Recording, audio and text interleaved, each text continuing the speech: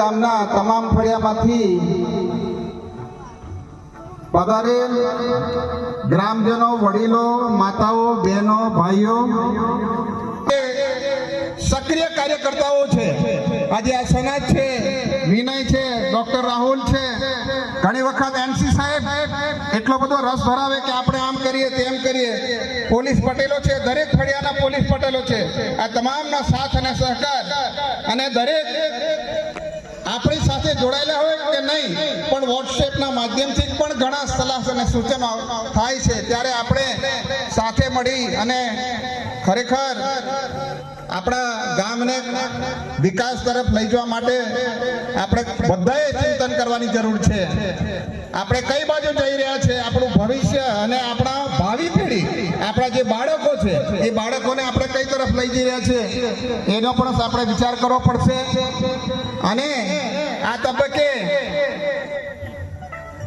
આપણા ગામની વિધવા બહેનો છે, એમને પણ કંઈક નાનકડી ભેટ અને મારા જે અત્યાર સુધી આપણે રિટાયર્ડ થયેલા મારા વડીલો મિત્રો, એમને પણ રિટાયર્ડ સમયે ગામ પણ કદર કરવી જોઈએ અને એ હેતુથી પણ આપણે એક આ સ્નેહ મિલનનો કાર્યક્રમ રાખ્યો છે. આપ સૌ મોટી સંખ્યાની અંદર આપ પધાર્યા છો, ખૂબ આનંદની વાત છે. ત્યારે આપણે બધાના પ્રશ્નો, બધા ફળિયાના પ્રશ્નો આપણે સાથે મળીને સાંભળવાના છે અને એને કઈ રીતે આપણે સાથે મળીને સૌની સર્વસંમતિથી આપણે કઈ રીતે એનું સોલ્યુશન લાવી શકાય એ બાબતે પણ આપણે વિસ્તૃત ચર્ચા કરવાની છે. તો મિત્રો, ભાઈઓ, બહેનો, માતાઓ, શાંતિથી આપણા પ્રશ્નોને આપણે કઈ રીતે ઉકેલીએ એના માટે આપણે બધાએ મળીને સાથ અને સહકાર આપો એવી અપેક્ષા રાખું છું. સાથે સાથે ગામમાંથી ઘણા એવા જેના નળિયાવાળા ઘરો છે અમુકના, તો એવા જે વડીલ હોય એના આવાસથી વંચિત રહી ગયા હોય તો એ પણ આ કાર્યક્રમ પૂર્ણ થાય એટલે મને 8-10 જણ કે જે બાકી રહી ગયા હોય તે પણ માહિતી આપે તો તેનું આવાસનું મકાન પણ એનું ફોર્મ ભરાઈ જશે.